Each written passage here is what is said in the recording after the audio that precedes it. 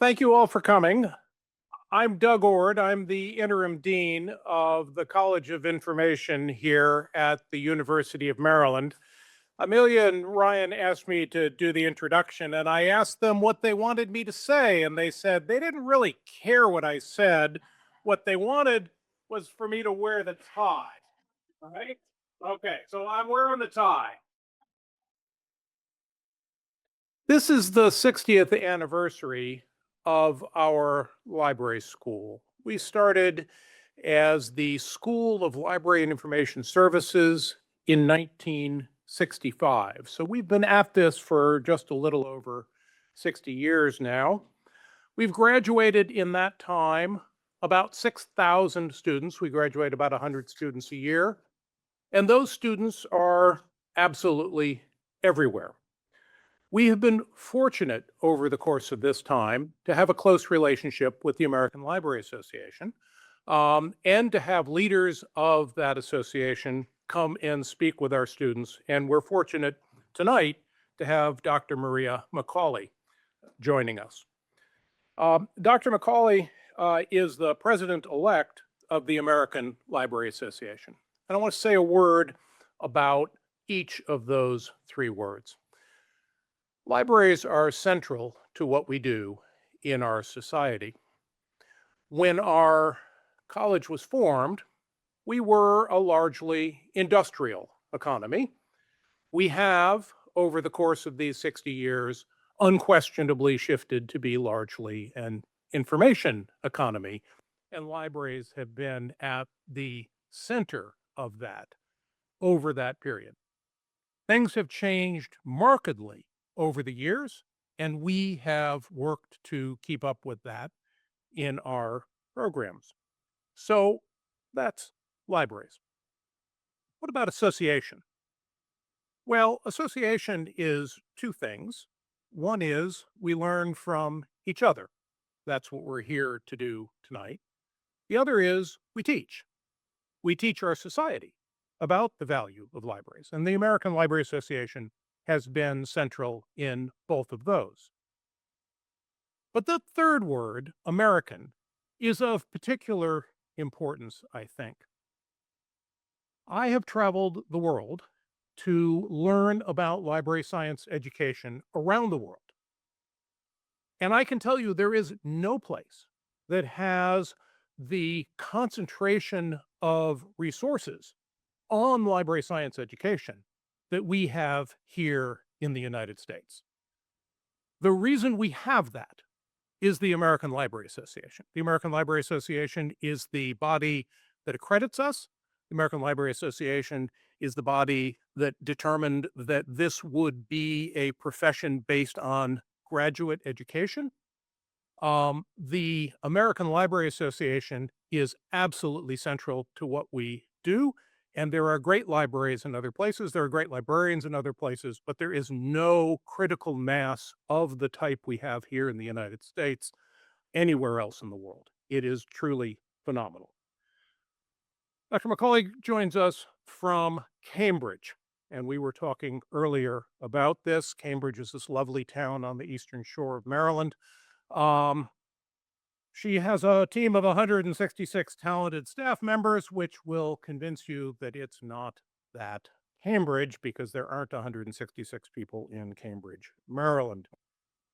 So I figured it must be the other Cambridge, which is, of course, one of the oldest universities in the world, in Cambridge, England. But she tells me no, it's not that Cambridge either. And after some detective work, it turns out it's a small town in Massachusetts that you might have heard of before.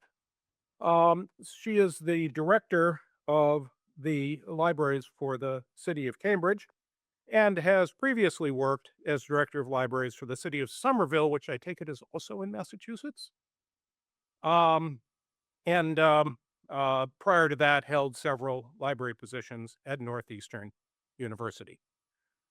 She holds a PhD from Simmons University, an MLIS from the University of Pittsburgh, and a BA in theater from Ohio Wesleyan University. So you are in for a performance this evening. Dr. McCauley will be in conversation with Amelia Gibson, the co-director of our MLIS program. So welcome.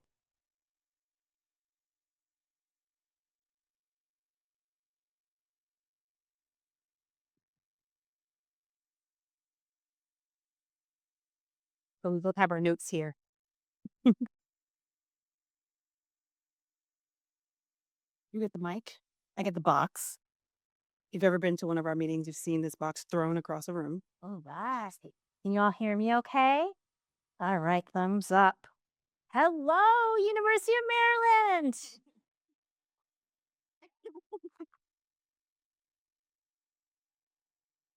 So we're gonna do a an informal conversation.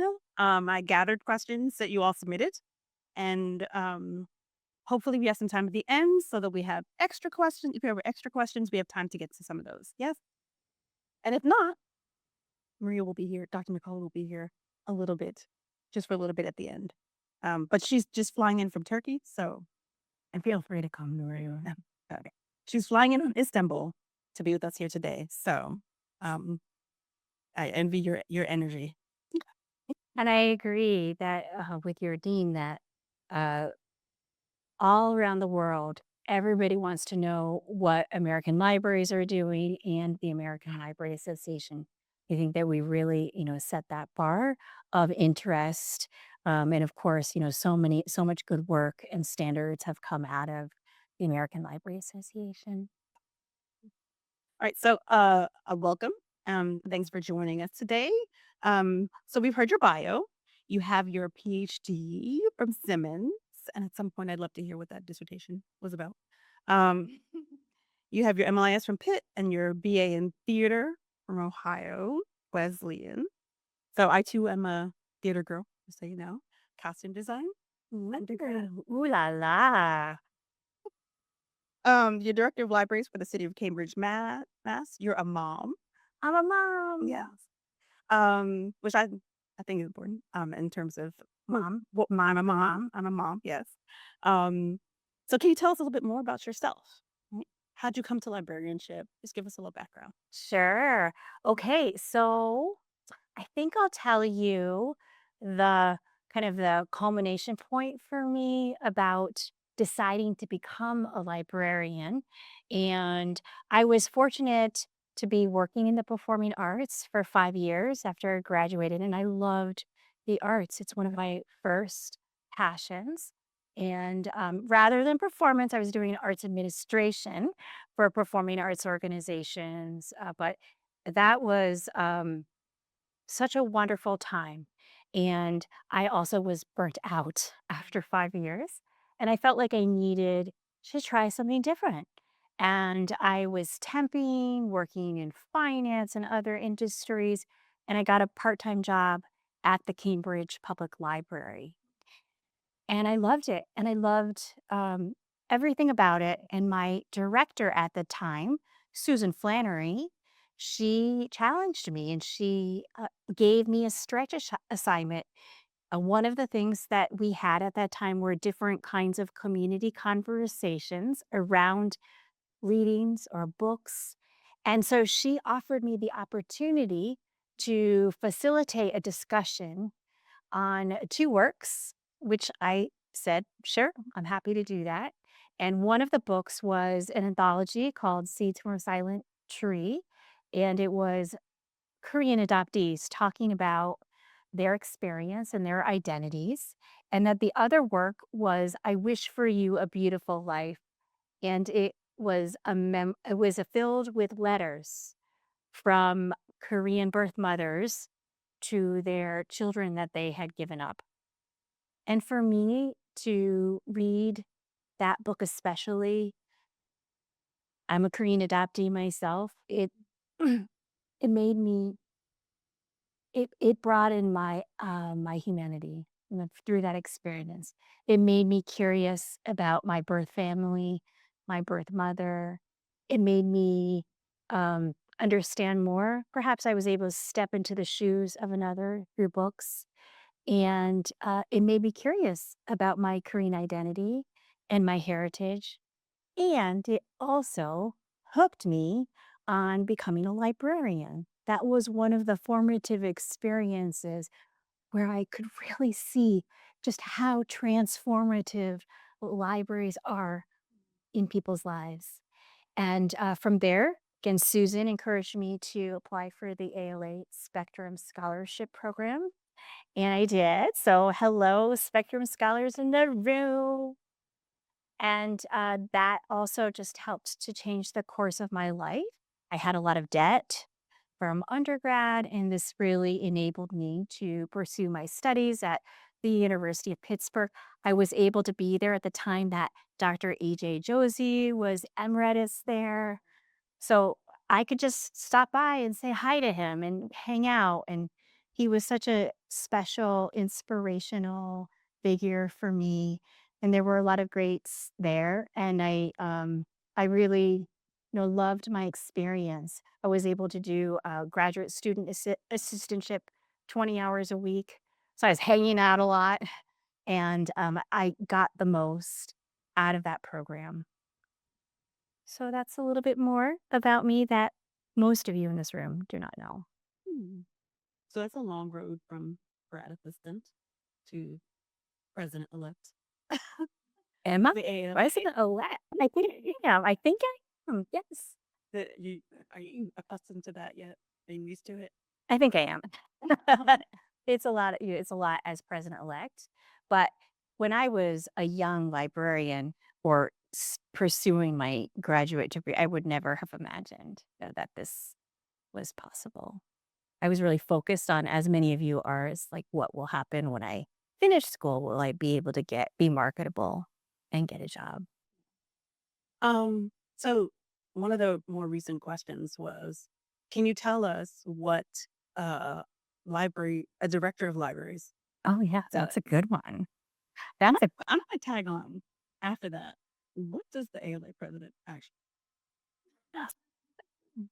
great questions, and I think important questions. So directors of libraries, and of course, every place it's a little bit different. And I've been a director in 3 places now, including Santa Monica was one of my gigs between Somerville, Santa Monica, and then Cambridge. So I've been a director for a while now. And I think the way that I would describe it is to help to advance the mission of the organization and to move people, rally people around you to enact that vision. I guess that's the big picture. So basically it is a lot of encouraging and talking about moving people to make advance the organization through change, really. So whether that is identifying funding and influencing others to donate or to say, I'm going to invest in your library, or to the city manager and the city council, this is why you should fund this level of funding for our organization. Those are examples of key parts of my job, making sure that we are stewarding our resources well.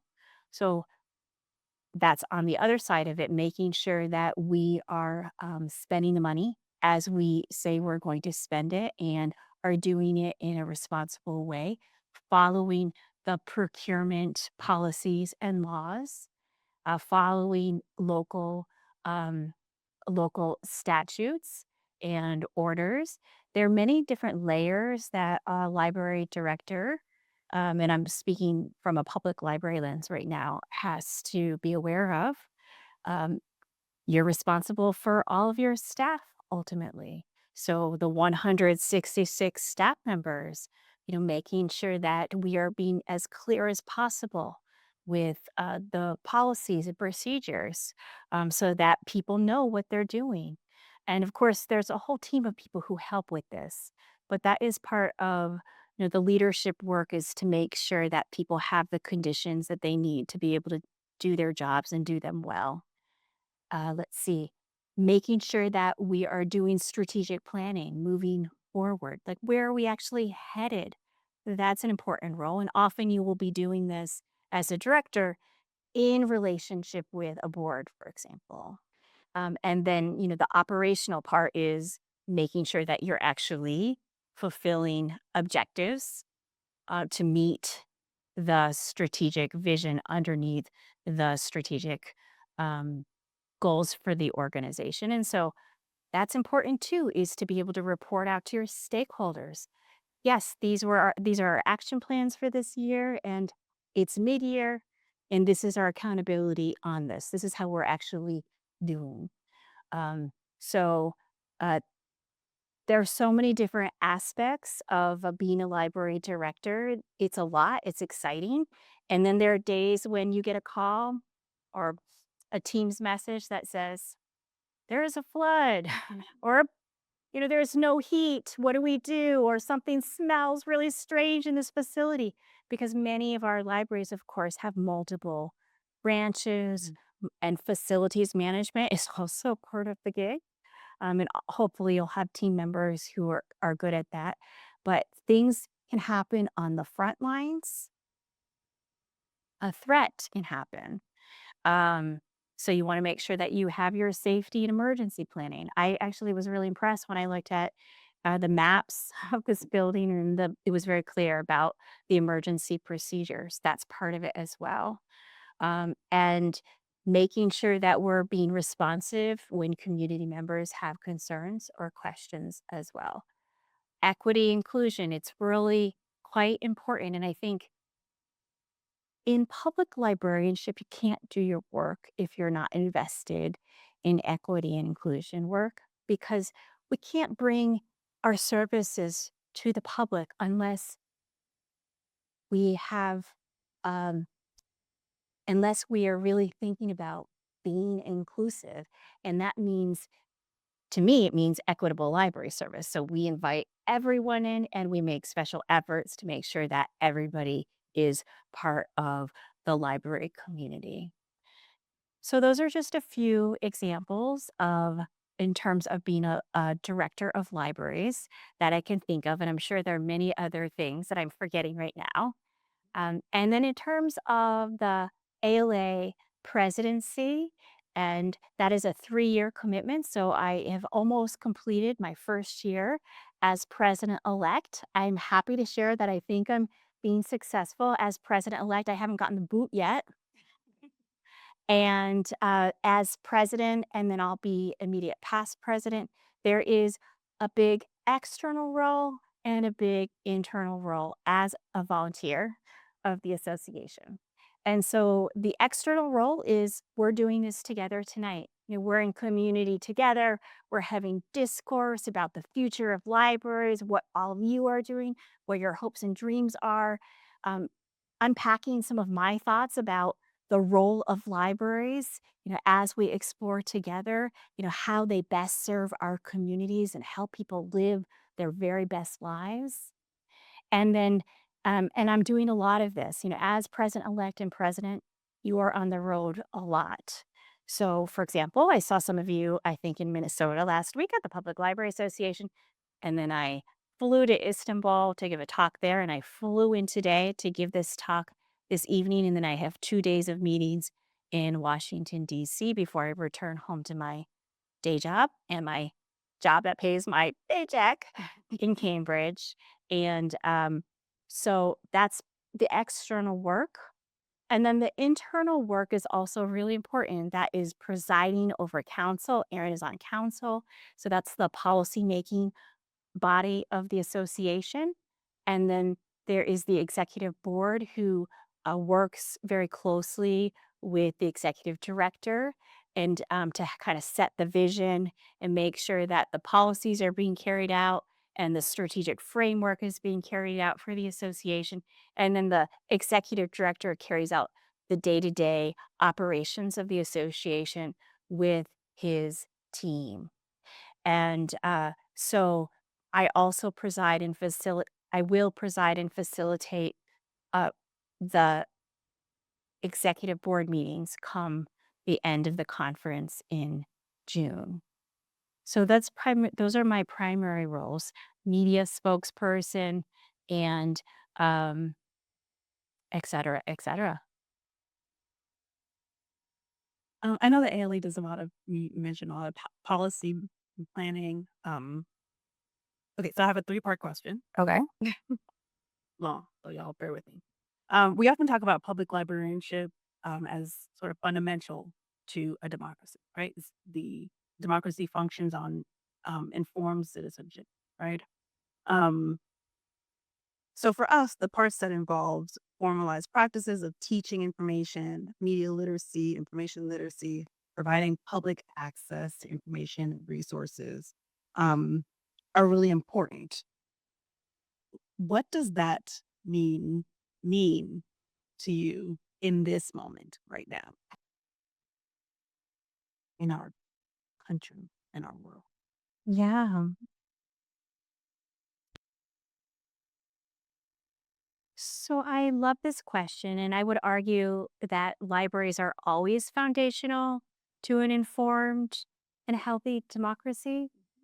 And during times where there is disruption and societal inequities, misinformation, a lot of political unrest, wars, um, uncertainty about the economy, that those are times when it is especially imperative to make sure that we have strong services for our community members because all of what we're feeling, a little bit of maybe of anxiety or uncertainty, that is impacting every single member of your community may also be having those kinds of feelings.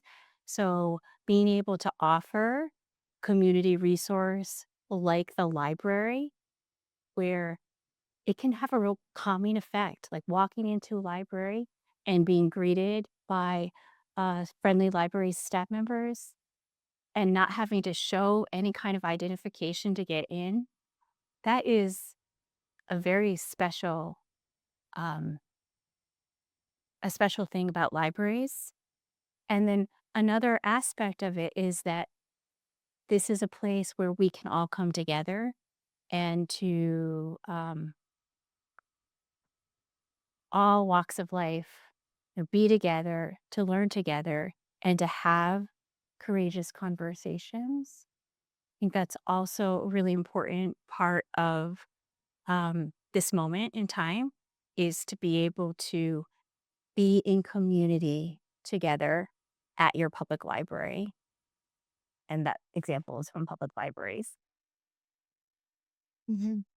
Um, so are there specific issues related to information freedom or libraries as spaces? I'm thinking about you said that uh it's wonderful to have a space where you can walk into where any community member can walk into, right? And I guess I'm wondering if there are specific issues that you think that libraries, people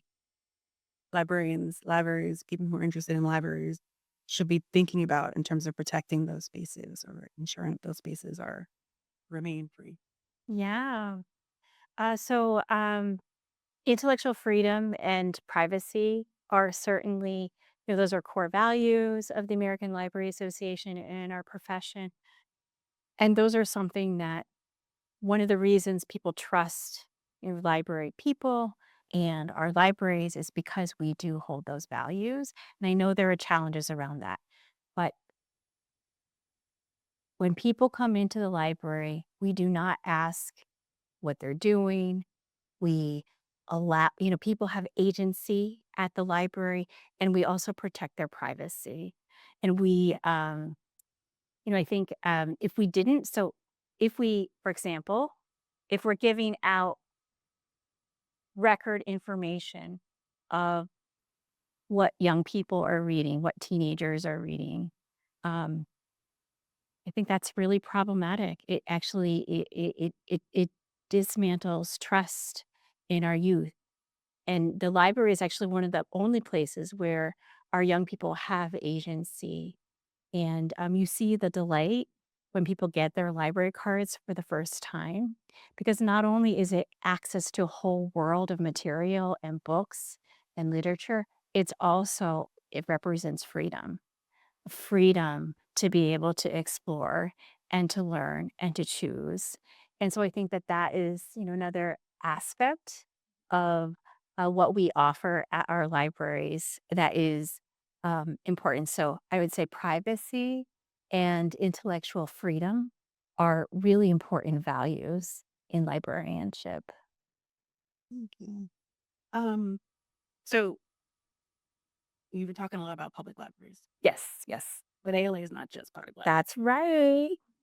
Um, so I've been talking to some of my colleagues about in other areas of librarianship about what we're thinking about now, like what we're doing now. And I know like my archives colleagues have talked about having to like save documents from being erased and um what where what are the important points you see outside of public librarianship Yeah, right now? yeah. I think that there are really important areas of focus across all different library types. And so I want to give, a few examples that I can think of. So in the where I think people are really leading with information literacy is both school libraries as well as academic institutions. They are, for example, in academic institutions using the Association of College and Research Libraries frameworks, and then in the school libraries, they use the Association of School Librarians, and those standards are really well known and celebrated and used. And I think that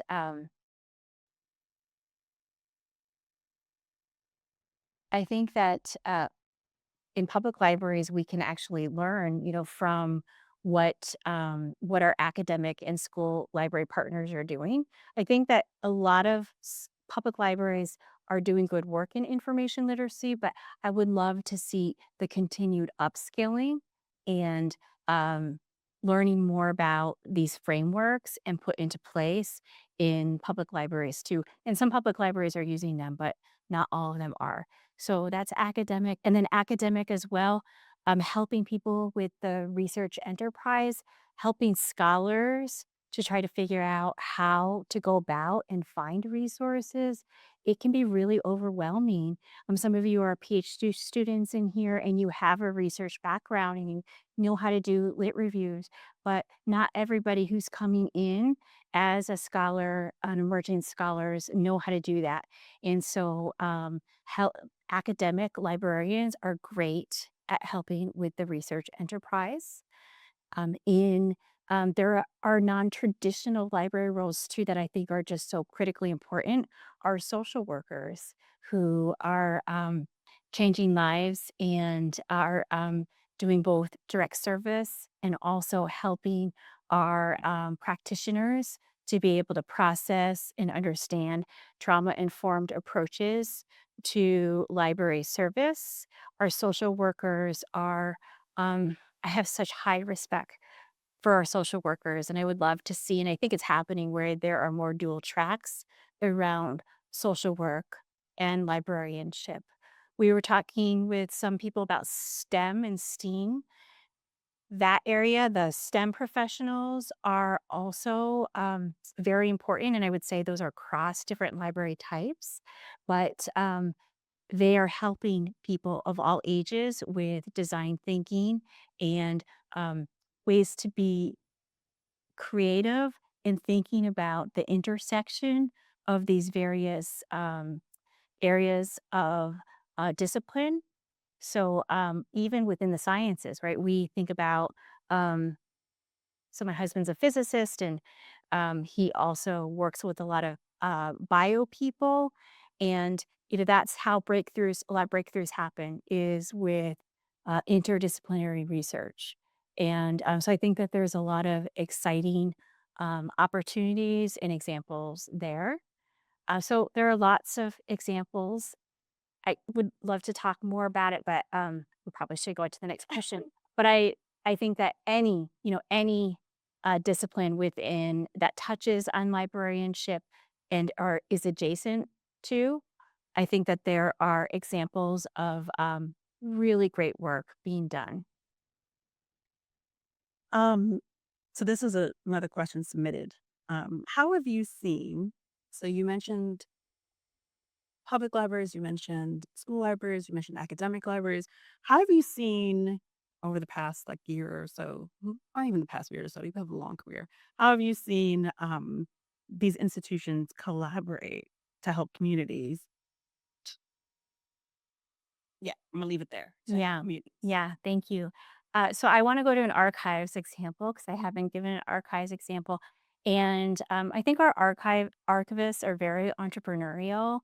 And because not only are they working to build trust in community to get collections and to process them, but also to try to figure out who to partner with to showcase and bring out the stories of the people's lives, um, and that they're preserving. And so we have an archivist at Cambridge. Her name is Alyssa Pacey, and she's done incredible work around working with the Cambridge Black History Project, and I think they they've done over 50 oral histories in the archives at the Cambridge Public Library. They've worked with artists. And so it's a really lively and wonderful collaboration. And then there's an artist that they just discovered her soft sculpture, life size works. And four of those pieces were donated to us because she lived in Cambridge. And then the ICA, the Institute of Contemporary Art in Boston, was looking for this artist. Her name is Barbara Ward Armstrong. They were looking for any artwork that she had created because Northeastern University was being featured. They have a wonderful African American and Black history department, and they had residents, artists in residence for many years. And so they have this exhibit that's up right now at the ICA. And so it's a really delightful collaboration. So I think there are a lot of examples of collaboration and possibility in our libraries that are happening, right at this moment. So let's say you are a community member or maybe you're a school librarian and you want to collaborate with your museum or your, I don't know, your local, not local, your local academic library.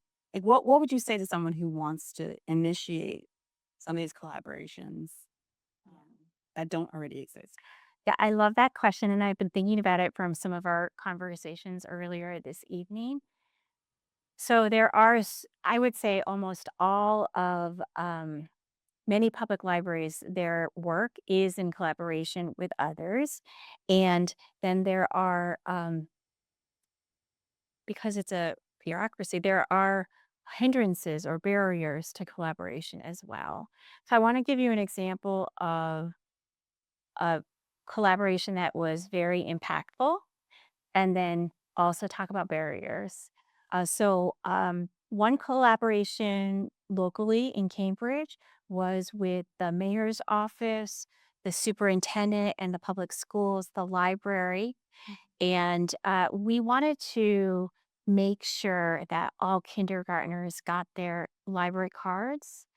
Up until this point in time, we would send home permission. I think we were talking about permission slips earlier, and we'd get back about 50% of permission slips. And so then we hand out the public library cards through the partnership with our wonderful school librarians.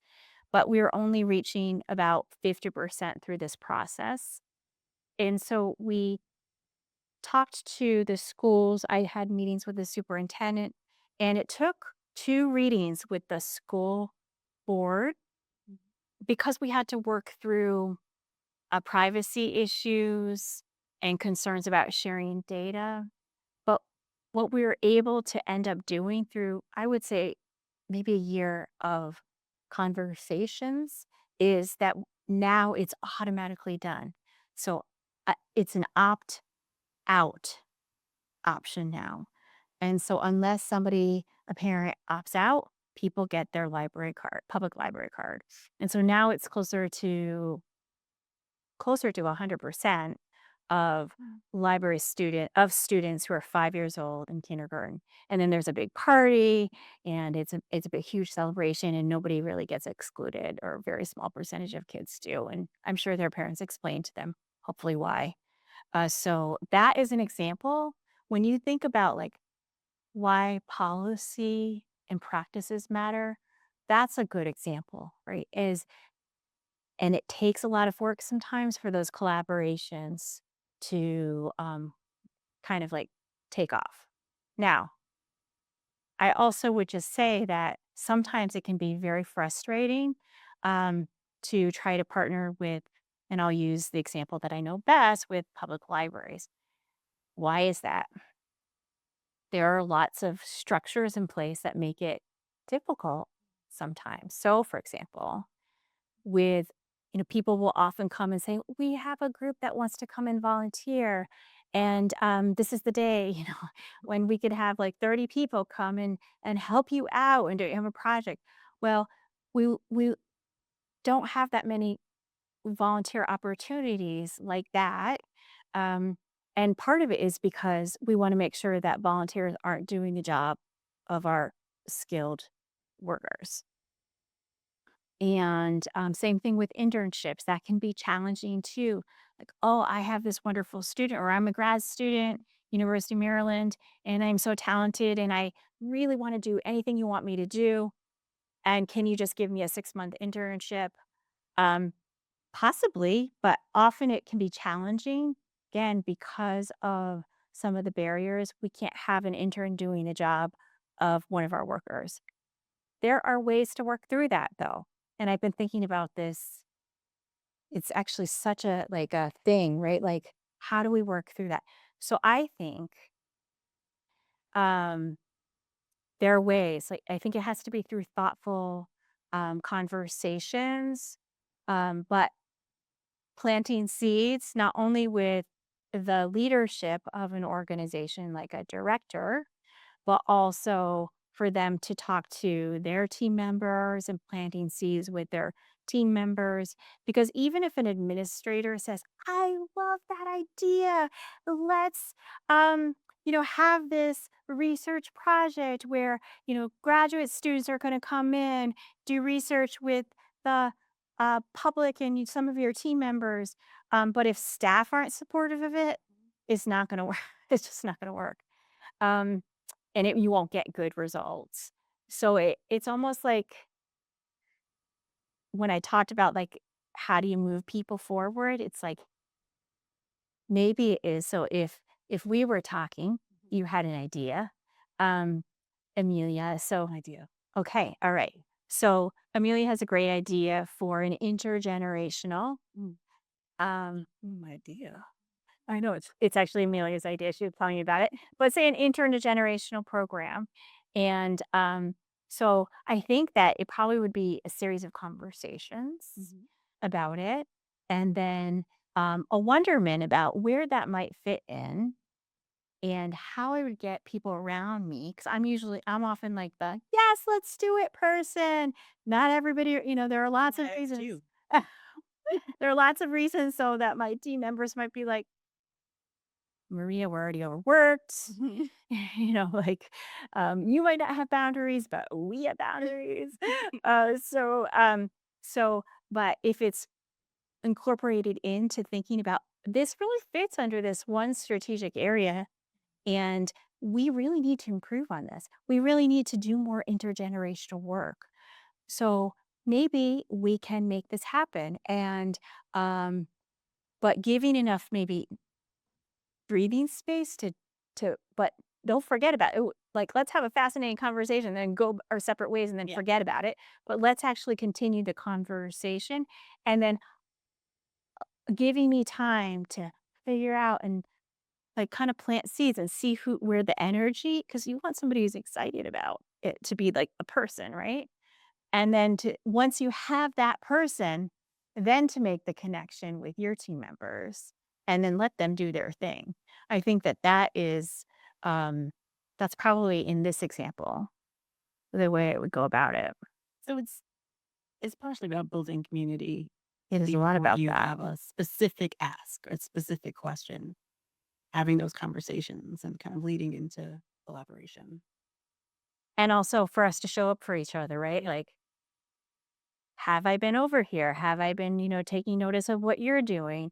And then, have you come over and checked out, the people that might be helping with this program? So also showing up for each other. Yeah, I can't know if my program even fits with what you're doing if I never show up. Or I'm Mhm. never there. Yeah. Okay. So I'm gonna switch gears a little bit. As Doug mentioned, we're in our 60th year. And one thing that we have for a long time championed is the importance of librarianship as a practice, but also as an academic discipline, right? And a field of research that grows and develops. You've met some of our PhD students who are in librarianship, not just information. And I'm very proud. So could you tell us a little bit about how you see the practice first, and then you can ask about the field, research field, Yeah. first, the practice growing and changing. Yes, thank you. Teaching and learning, I think, are really imperative. And we've talked a little bit about that, but I do think that there's going to continue to be a huge demand to make sure, and this is across many different library types, to make sure that our community members are prepared and know how to do research. And this isn't just research for research papers. This is like, how do you actually get the information you need to be able to thrive and to be able to get resources for you, for your family, to be able to be competitive for jobs. Um, I also think that the spaces of libraries are really important to think about. So, physical spaces, if we're talking about bringing community members together for discourse, do we have that kind of space? This is a great example of like a really awesome space where I can actually see all of you, but you're sitting in community together. There are, places for you to do breakouts. There's a way for us to come together, flexible space. Then it's also easy to share out with the rest of the world virtually as well. Spaces are important, and people want lots of different kinds of spaces, including breakout spaces. Let's see here.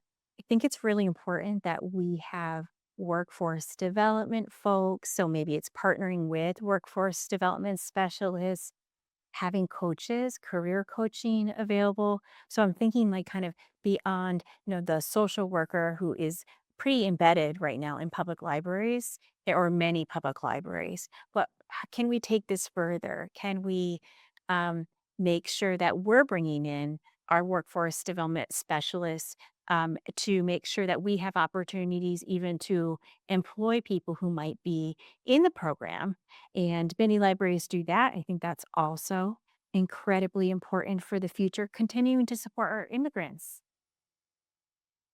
How are we doing that? Are we doing it in the best possible way? A lot of immigrants tell us that they need just help navigating like life, right? Like daily life.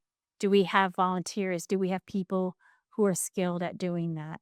Are we offering the right kinds of classes and opportunities for our immigrant community?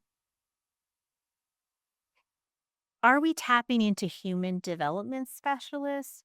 So when I say that, youth special people who really understand the different stages of life, from like from children to teenagers, kind of feel like we have more work to do to really provide in a way that teens need us to provide and be there for them. One of the things that I've been hearing about is caring adults. How can we make sure that our staff members who are working with teens have the tools to be caring adults? Emerging adults, adulting's hard, isn't it? Adulting's hard. Like, how do we? Hold on. I still don't know if I got it. Yeah. It's hard. So, are we supporting people who are, learning to be adults? Um, Seniors, elders in our community, are we offering them wonderful opportunities to continue to learn and grow. And sometimes that is to have a specialist on hand. We have somebody who actually has a master's degree in elder studies, who is our person who works with seniors in our community. We talked already about courageous conversations. Do we have staff members who are trained on facilitating that? There are different kinds of trainings around that. I think that's I think that that's if we are doing our part to help, um, to cultivate understanding in a challenging world, that is one of the best gifts I think we can give our community members. So I don't know how many people are trained. We don't have something I'm thinking about with our library. Civic labs. Hmm. Can we come together and have a conversation about zoning or bike lanes, um, or, sustainability? Like, what does that actually look like? How does like a zoning ordinance change, affect your family or, my life? And can we then, understand like where to go to get more information? Is it to go to the planning department? But really like exploring at more look the different layers of civic life through our libraries. And can we bring in researchers to perhaps, look at innovations around that? It's like advanced adulting. Advanced adulting, Amelia, yes. This is something I want to do. Scholars in residence, artists in residence. Many libraries are doing this, or some. And I think, that is just a way to interplay with the public. It's a public good. I want to bring a playwright in who is writing and workshopping, sociologists, scientists, engineers, and I think that would be really and then, talk to have the kids asking the questions and doing the designs. I think and this could tie into civic labs as well. I think there are lots of opportunities around, um, bringing in scholars in residence. And I think one over like, this is kind of like across everything I've said, is to make sure we're upskilling our staff members. We are in a low growth, slow growth time period. We're not getting more staff. We're not growing our staff, right? So making sure that you and you and you are able to cross train and continue to learn and so that you can grow within your organization too. Okay. Um, you said something that made me think. You said services to immigrants, and I am often struck by, um, well, my age. Uh, students are often interested in how we are talking now about making libraries safe spaces for immigrant community members who may not feel safe in public spaces. Um, and I was just, as you said that, I was reminded that this would not be the first time in history that libraries and library staff and librarians have had to think about how to make library spaces safe. Like we went through this 2002 through, right? Yeah. Um, so I'm wondering like what some of that training, like how do we merge some of that training, the actual skills with the building of those spaces, right? Um, like how have you been thinking about that? Yeah, I mean, we partner a lot. Again, this is the partnership with there's a commission on for immigrant rights. And so we'll partner on bringing in and making sure that we're doing trainings and not only for um, community members who are interested. And then we'll also have know your rights training, which I think a lot of libraries are doing for various populations, and then for staff as well. That's one of the ways. Um, we and hopefully your community too has protocols when people ask for records or if ICE agents come in, like what is the response? And it's different in every place. So it is really good to make sure you're aware of that. And then also to make sure your staff are trained up on what to do in various situations. One thing I will say is that we do try to make our libraries as safe as possible. In the public libraries, everybody can come in to the library. And so I can't guarantee, this is hard to say, but I actually, as a director, I can't actually guarantee people's safety, but we can make it as safe as possible and certainly to feel um and generally it is, but there is a risk when you're open to society, and I think we should be open to society, that things can happen. And that's why you have good emergency practices too. Something we've been talking about. Thank you, Elsa. Mm. We're also open to society, right? And it's hard, but I think it's worth it. Okay, my last question. So a few weeks ago, I had a chance to talk to Aaron Polly about a project that he's working on with his fellow librarians. So Natalie Trapisano, Andrea Schuba, Frank Ofstrom, examining our current LIS students' perception of their own employability. Right. So this is a I'm going to build on that question of what you think we should be doing in research, right? And teaching. Um, so could you talk to us a little bit about how you see research and teaching together, um, influencing or impacting or preparing um, students or professionals, future professionals, to push the field forward? Yeah. I love this question. And I think that there's so much room to do more and to collaborate more. It's interesting um, because I don't know. I'm so glad to hear that you're doing research. I don't know many public libraries where they are doing research, like active research on a regular basis. Now, there might be some projects where they might have some funding or a research group or academic research want to come in and do work with with a library, but it's back to those some of the barriers. Um, I think that I think it would be so exciting. I think it would be so exciting if we were doing more research and then making it like easy for practitioners to be able to take the findings and recommendations and to make some changes or test out some innovations based on the research findings. What I would love to see, what I think would make sense is actually to to actually do research on that. So to do res yeah, to do research on what are the conditions? Um what are the conditions to make it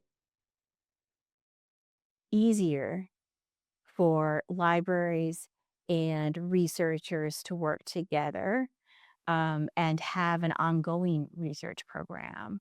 And because I think that needs to kind of be explored first before jumping I mean, you can do one-offs, I think, but really, what are those conditions? I think that might be fascinating. I haven't done a lit review, so maybe somebody's done it, but that is intriguing to me. And that has come up really directly from the questions that you sent and the conversations tonight. And I'm kind of jazzed about it.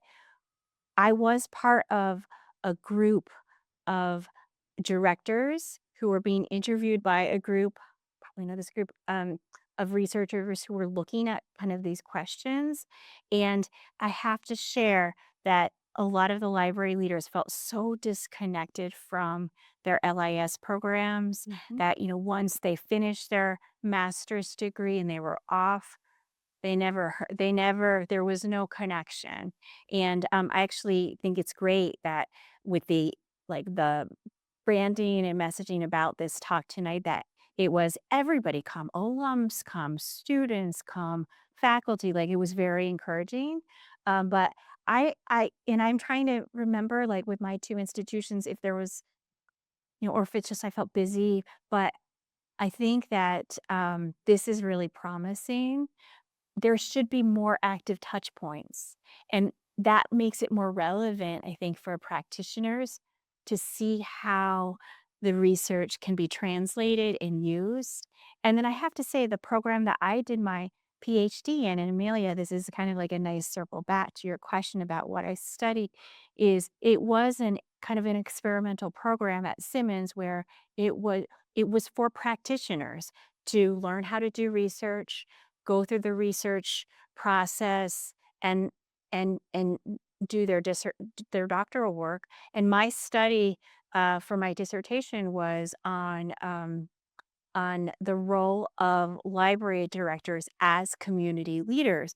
And I used a rural libraries framework by a Flora and Flora out of Iowa, where they were looking at how do you create conditions of to have a spiraling up effect of community capitals, different kinds of capitals to help to improve a community. That's really interesting. We have 3 minutes, and I have so many more I questions. know I'm really enjoying this Uh, conversation. um, Yeah. we have one question. Sure. Mhm. Wait. I have to give you the cue. What's the deal? It's a microphone. It's a microphone. Oh, first of all, I want to make a commercial for the American Library Association. I've been a member of ALA for over 30 years. I'm not even a librarian. I used to co-chair a joint committee of the AFL-CIO and the ALA. And I met just some of the most remarkable people going to committee meetings and going to the annual meeting. And I have to say that we're really lucky that you're the president, incoming president, because the challenges that I see are looking really tough. Remember, I think so. Were you referring to John Ashcroft in 2002 with the Patriot Act? Well, I don't know if people remember that it was Carla Hayden who was president of the ALA then, and she got criticized by John Ashcroft, who accused her of being just another hysteric librarian. And so at the ALA annual meeting after that, she and a bunch of other people had made all these buttons that said, "Just another hysterical librarian." And I think what the lesson here is that being a member of the ALA and certainly being the president, you're not speaking as an individual. You are part of a group that can really have quite a voice. And so it's interesting to me as you're referring, the incoming CEO of or executive director of ALA is currently the president of the Illinois Federation of Teachers. So that's going to be interesting to watch what he brings. So my question is, Claude or Gemini AI?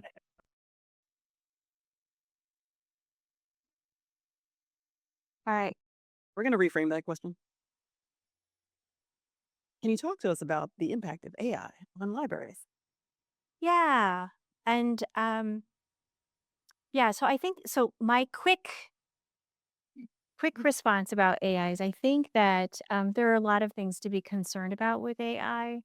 And I think it's important as library practitioners to know all you can about this tool to that could potentially help some of your patrons, but and understand how they might be using it, even if it's not helping them, right? To be able to help them to actually course correct, and then also to however however you feel about AI, I think AI is here. And so I think it's, another tool. I think that's the way I would think about it, with a lot of potential opportunity to do some harm in the community. So I think you want to be careful. But it is a technology, and it is not going away. So I'm hoping that people will also help to make that bridge to make sure that this technology can be put to good use, versus harming, just for, harm. It is a complicated issue, and I'm certainly not an expert at AI. And so I probably have like really me is a pretty simple response, but that's where I'm landing right now.